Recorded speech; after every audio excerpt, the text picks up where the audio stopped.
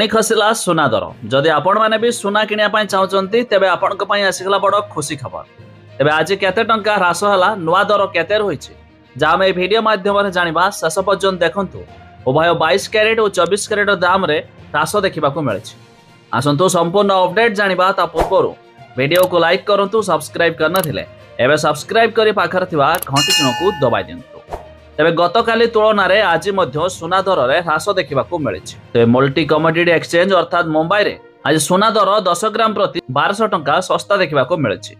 तेबे नुआ दर शुद्ध सुना 24 कैरेट दाम रे 10 ग्राम पिछा 77,280 टंका रही बेले 22 कैरेट दाम रे 68,580 टंका देखा मिली 10 ग्राम प्रति। आ छड़ा आम ओडिशा दर अर्थात राजधानी भुवनेश्वर आज शुद्ध सुना 24 कैरेट दाम रे 10 ग्राम प्रति 71,250 टंका रही बेले 22 कैरेट दाम रे 10 ग्राम पिछा 68,480 टंका देखा मिली आज दर। सेहीपरि दिल्लीर सरफा बजार रे सुना दर में ह्रास देखा मिली।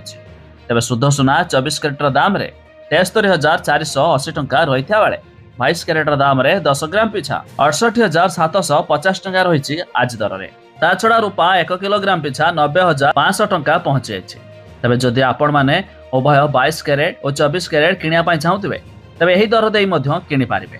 तेबे आपनको मतामत कमेंट करी जणांतु सर्वनिम्न केते टंका रहिले आपनको मध्य सहज हेबो आ आपण भी मध्य सुना किनि पारिबे।